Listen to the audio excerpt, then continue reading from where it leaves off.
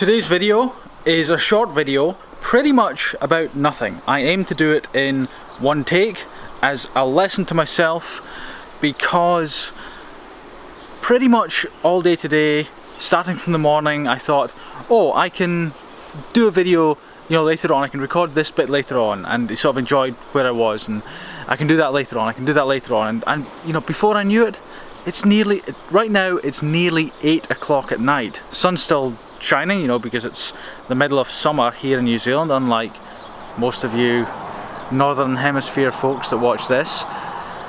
So I'm doing it in one take because I want to leave the mistakes I make in, the warts and all. I mean, there might not be any mistakes, which, you know, if there isn't, pat on the back for me, but there usually is, and that's why I have to edit them out.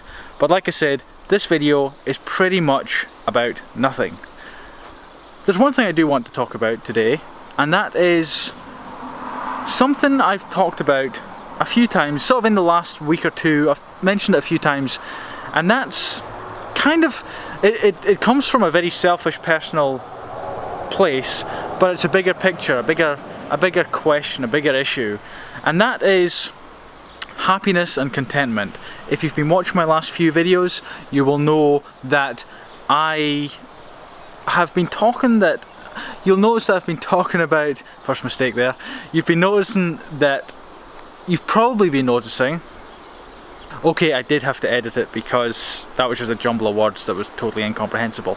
Anyway, you've probably noticed in the last few videos, or some of the last few videos, I've talked about, you know, how in the last sort of 3-6 months or the last year or so, I've become really content and happy with my life, and I'm no longer like striving for this happiness, this sort of elusive, like, I'll be happy when I get this amount of money, or get this house, or get this, you know, whatever it is, you know, insert, you know, object, materialistic object here.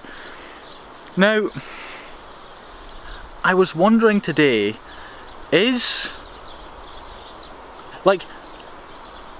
I have noticed in the last few months that my drive and motivation is, you know, it's kind of gone like that. Before it was just like an engine firing on all cylinders, just like a screaming dragster. I was just like pushing and pushing and pushing, and business was booming, and you know, and there were ups and downs and things like that. But you know, it was going along. But I noticed in the last few months, like, it's just kind of dwindled. You know, it's gone up and down a little bit, usually when I'm at the limit of my overdraft.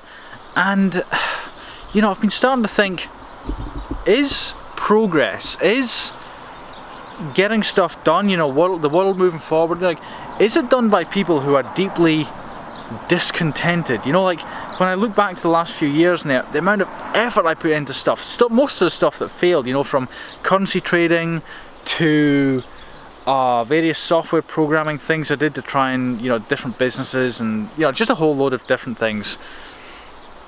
That came from a place of deep discontentment and unhappiness, and you know, I'm thinking, like, once I get enough money, or once I get enough, you know, cool cars, or, you know, a fancy house or whatever, then I'll be happy. And that drive and that thing, and just pushing and pushing, really came from that. And, you know, and that carried on up sort of in the last few years to sort of this business that I'm doing, the titanium business, you know, making titanium pens, tweezers, mechanical pencils, you know, carabiners, all that sort of stuff. And I'm thinking, like, you know, maybe the drive and motivation really does come from, maybe you have to be in an area of discontentment, you know, very sort of unhappy with where you are or what you're doing, to sort of give you the drive and the motivation to plough through, you know, stuff you don't want to do or don't want to otherwise do, and get to the places you want to go, if that makes sense. And I'm thinking, maybe all the stuff that gets done, maybe, you know, the Bill Gates who creates Microsoft, the Steve Jobs who creates Apple, like, those are extreme examples. But even, oh, those birds are loud. But even less extreme examples, like, maybe they just, perhaps they weren't happy people, really discontent, and were just striving so hard to get to there.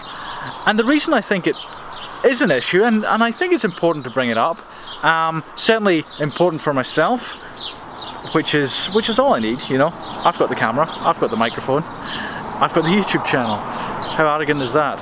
Anyway, I think it's something to really be aware of. You know, if I've reached this place, or whether it's temporarily, if I've reached this place, whether it's temporary or not, of real contentment, like I am just content. I know I keep going on about it, but I am now 34 years old, and it's something I've never had, never, not even close in my entire life. Yet it's something that's it's welled up sort of over the last few months, 6 months, year or so, and it's a big thing because, you know, I've been working hard sort of on various projects since I left university. Sort of during university I worked hard, but you know, I tried loads of different businesses and failed at pretty much everything, and only in the last 3 years has it been really working, and I've still been pushing really hard, and recently I've stopped, you know, I've stopped pushing hard, and I have this like scared, apprehensive feeling that the contentment is a direct result, or should I say, the contentment that I'm feeling now is directly correlated to my lack of drive and ambition that I felt recently. I mean, I've just been, you know, happy. I mean, I'm in debt with the business. I have, you know, I've got an overdraft, I've got machines to pay off.